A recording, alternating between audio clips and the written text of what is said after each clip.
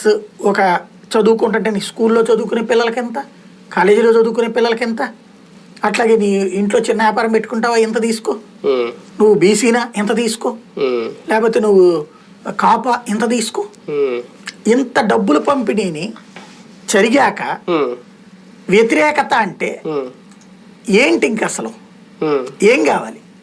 అది ఎవరి వల్ల వ్యతిరేకత వచ్చింది? సామాజిక న్యాయం అనేది ఒక అస్త్రం అనుకోవాలా, ఒక ప్రయోగం అనుకోవాలా, ఒక సాహసం అనుకోవాలా, తెగింపు అనుకోవాలా?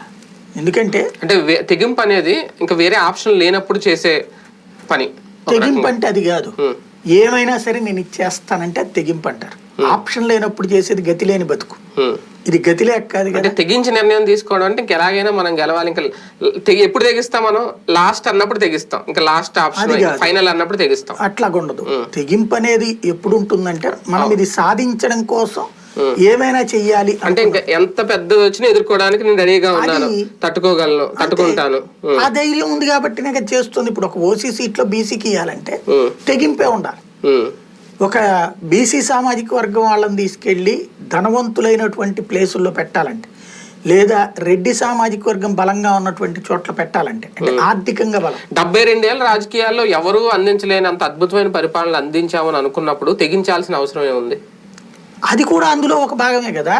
ఇప్పుడు 72 ఏళ్ల పరిపాలనలో ఇంత డబ్బులు ఎవడూ ఇవ్వలేదు, అదే సందర్భంలో సంక్షేమం ఎవరు ఇవ్వలేదు. అట్లాగే కులాల్లో కూడా ఆయా కులాలను పైకి తీసుకురొచ్చేటువంటి తెగింపు కూడా అదే. అంత డబ్బులు ఇవ్వడం తెగింపే. ఈ కులాలకు కూడా ప్రాతినిధ్యం కల్పించాలన్నది కూడా తెగింపే అవుతుంది.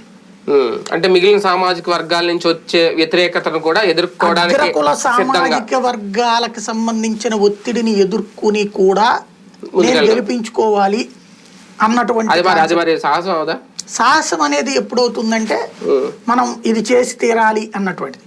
ఇది నేను చెయ్యగలను అనే తెగింపు. ఇక్కడ నేను చెయ్యగలను అనే తెగింపు, సాధించగలను అనేటువంటి ధీమా అది ఇక్కడ కనబడుతుంది. కానీ అది ఎంతవరకు వర్కౌట్